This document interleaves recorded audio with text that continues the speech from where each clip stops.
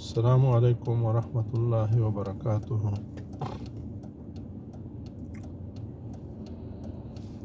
خدای دې وکړي چې ښه سهار ولرئ. خویندرونو،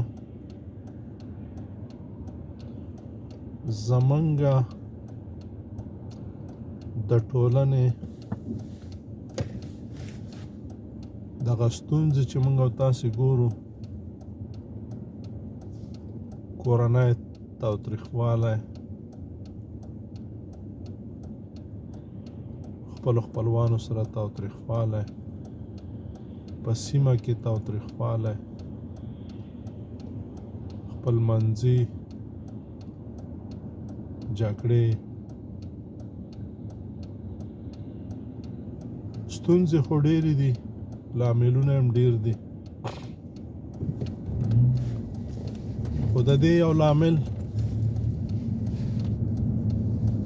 چې باید موږ او تاسې د دې مخنیوی وکړو، موږ یې لا زیاتوو. یو لامل یې دا دی چې په موږ او تاسې کې، زموږ او ستاسې په کورنۍ کې چې یو د کورنۍ غل، ډاکو، غاصب، خائن، زورواکی را پیدا شي،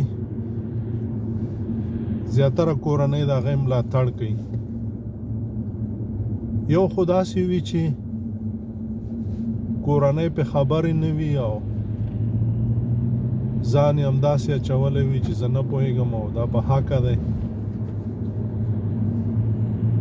دی خو دا هم ګناه د کورنۍ ده.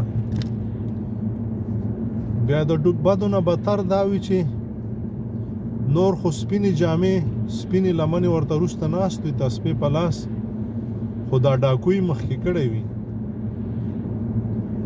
او دوی ملاتړي وي.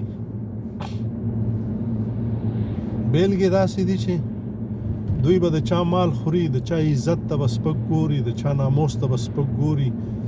دی به په ټولنه کې په وچه شرموي. یعنې داسې بې ادبي معاف، بې ادبي معاف، وایي چې یو بده ښځه وه نو دی به دا کار په ارضي کې کو، بلې ښځې ورته ویلي چې خورې شرم دی، لږ غاړې ته شوي، ته صبر وکړه. چې پرتوګاښ یې تړلی او چغې کړې وي، دا چې د چا مخ تور و دوی ځان سپین کړی و، دا سپین مخ یې چې وه دی توره کړې وه. ما چې تاسو ته وویله چې زه تل د خپلې تجربې نه څه زده کوم او په ما چې څه شوي هغه پېښې بیانوم، او زه چې دا پېښې بیانوم، زه او خدای، زه او خدای.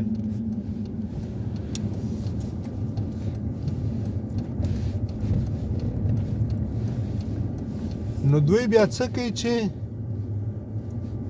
د دغه سړي، د دغه غل، د دغه غاصب، د دغه د ټولنې په مخ باندې تور داغ د دې ملاتړي وي او تر شا یې ولاړ وي. دی چې هر څه کوي، دوی وایي نه پوهېږي او بد یې وکړل او خیر دی او وایي بخه، خو بیا د دې د هر شي پوښتنه کوي د بل نه چې دې سره دا وکړل او دې سره د دې قدر ولې نه کوي او د دې سره ناسته ولې نه کوي او دې سره خپلوي ولې نه کوي. نو د دې نه معلومیږي چې دی خو غل دی، خو موږ داسې غلی یو لکه دی چې غل دی، موږ داسې غاصبین یو لکه دی چې غاصب دی. دا ځکه چې موږ یې تر شا ولاړ یو. زما د په ذاته خدای قسم وي چې تر څو پورې موږ او تاسې د خپلې کورنۍ غل، غاصب، ډاکو، کوني، کوسي په خپله ونه ځپو او که نور هم وس په ونه رسي ورته وروره کار د خپل دی او کار مخپل دی. که تر هغه ورځه پورې موږ او تاسو ښه ورځ وګورو او دا خو به دلته په چل ول باندې، په تکتیکونو باندې شپې وکړو، خو د خدای په درګاه کې به ته همدغسې غل یې، همدغسې ډاکو، همدغسې غاصب، همدغسې حرامخور به یې، همدغسې زاني او همدغسې کوني او کوسي به یې، لکه څنګه چې تاسو د چا ملاتړ کوئ. الله مو ښاد و آباد لره. که تاسو ټولنه جوړول غواړئ او د خدای په مخ کې د انسانیت او د اسلامیت مقصد او د ژوند مقصد د خدای درګاه ته وړل غواړئ، اول به د کور کونی کوسي او غل ډاکو ځپئ، چې دا ونه ځپئ.